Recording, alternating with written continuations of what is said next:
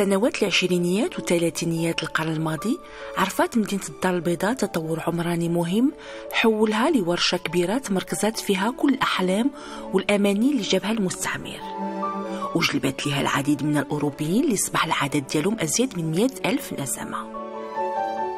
المهندسين المعماريين اللي استقطبهم المستعمر آنذاك مهمتهم كانت تجسيد رؤية وتصور الجنرال ليوتي اللي كان باغي يجعل من الدار البيضاء مكان للانبهار وبوابة المغرب على أوروبا. وشيدوا هاد المهندسين في وسط المدينة مجموعة من المباني والعمارات بدعوا فيها لا تزال ليومنا هذا قطب للجد وتراث معماري بعضها مسجل في قائمة التراث الوطني.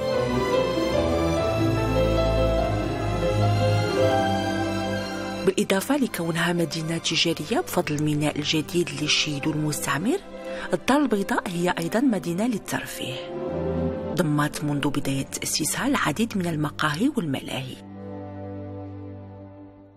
وضمت كذلك قاعات فنية وسينمائية من أجل احتضان عروض فنية كان الطلب عليها كبير في ذاك الفترة.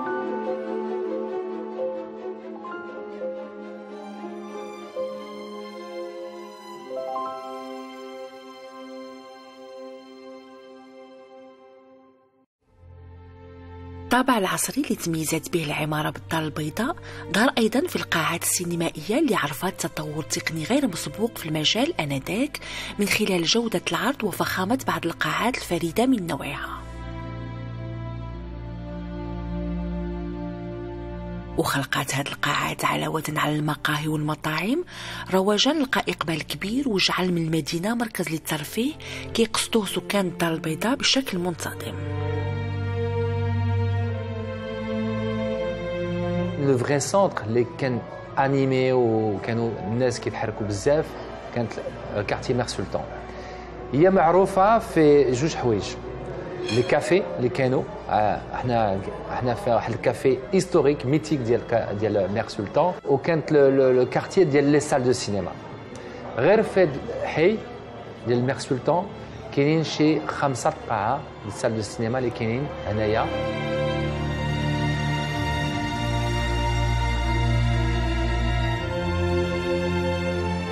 كنجي عند الوالد ديالي كنجي للسينما وكندخلوا باسكو سينما لانكس سيتي بارمي داك التوب التوب اللي كاين في كازا. لا سي لا ميور سال كتدخل ليها وكنت كنجي كيعجبني نجي هنايا. كانوا الناس كي لونتراكت كيجيو هنايا ياخذوا دي كافي كونياك كيتحطوا ليهم وداك الشيء ها، وكل واحد كيخلص حتى كيمشيو الناس هذا باش كيجمعوا داك الشيء وكيدخلوا. D'ailleurs, à part Lynx, كانت سينما فوكس كنت كنمشي لها وانا صغير في لو كافي فوكس سيتي مون بير.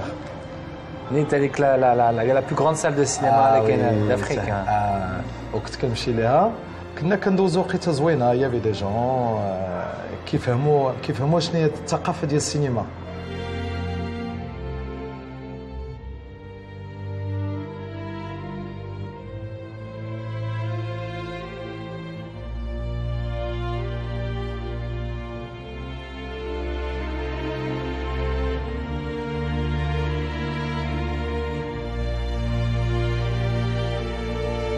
احنا في السينما لانكس اللي هي عندها تاريخ كبير في الكارتي ديال مير سلطان، ومعروفه بزاف كازاوي. اي كازاوي اللي قلتي السينما لانكس غادي يعرفها.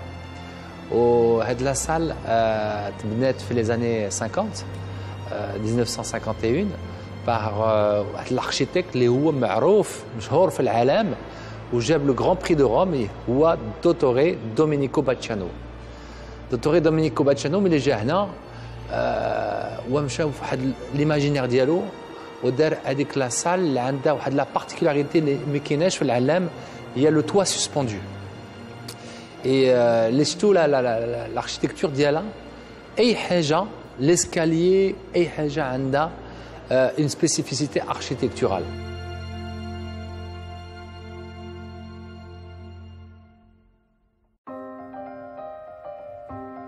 في سنوات الخمسينيات وإلى حدود عام 1980 كان كيتواجد في مدينة الدار البيضاء أكثر من 50 قاعة سينمائية من بين 200 اللي كانت في المغرب.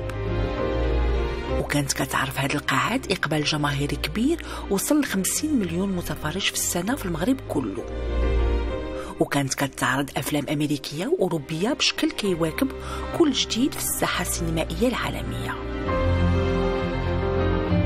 بعد هاد السنوات من المجد اللي عاشته القاعات السينمائية، جات فترة بدات كتسد وحدة تلو الأخرى بسبب الإهمال والتهميش.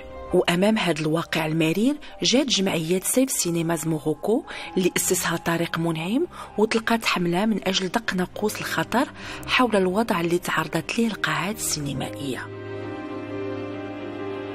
مجهود الجمعية توج بالتعاون مع جمعية كازا ميموار ووزارة الثقافة بتسجيل 20 قاعة سينمائية في قائمة التراث المعماري الوطني. وكتبقى سينما الحرية اللي غلقت أبوابها في التسعينيات القرن الماضي وحدة من أكبر القاعات السينمائية في مدينة الدار البيضاء، عرفت ساعة أوج السينما في المغرب.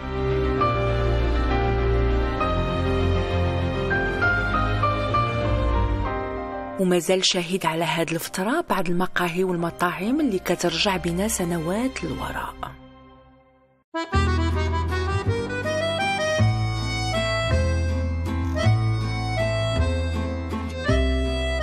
دونك كاميو جا الوسط، عندك اللانكس، عندك سينما ايدان، عندك الكوليزي، عندك الليبرتي، ولوك الناس كله كانوا يمشوا للسينما كيجوا هنايا. كله.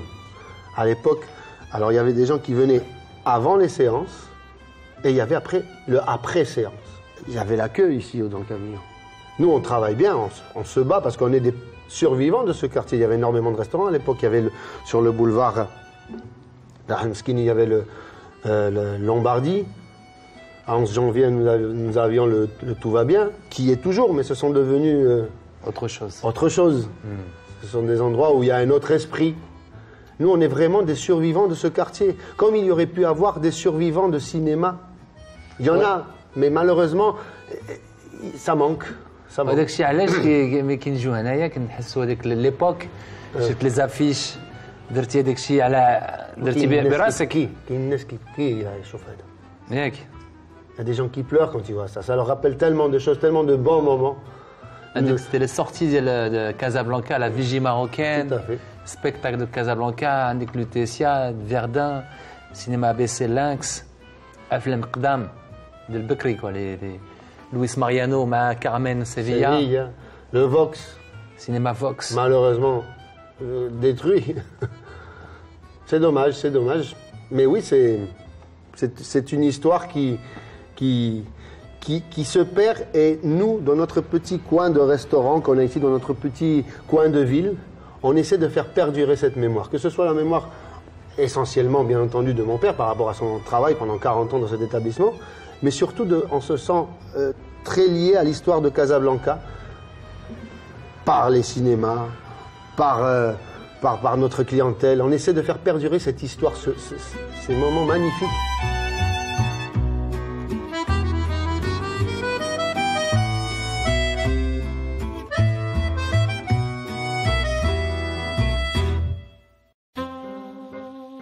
وكانت كتوفر الدار البيضاء على مسرح بلدي كان كيتواجد في ساحة محمد الخامس. هذا المسرح تم هدمه سنة 1984، واكتسبت مدينة الدار البيضاء شهرة عالمية، استقطبت فنانين كبار وعالميين بحال جاك بغير وجوزيفين بيكير اللي قدموا عروض فنية لقات إقبال كبير من طرف الجمهور. عرفت مدينة الدار البيضاء في الفترة ما بعد الحرب العالمية الأولى مرحلة كبرى للتوسع والبناء، وأصبحت أرض لكل التجارب والمشاريع الجريئة.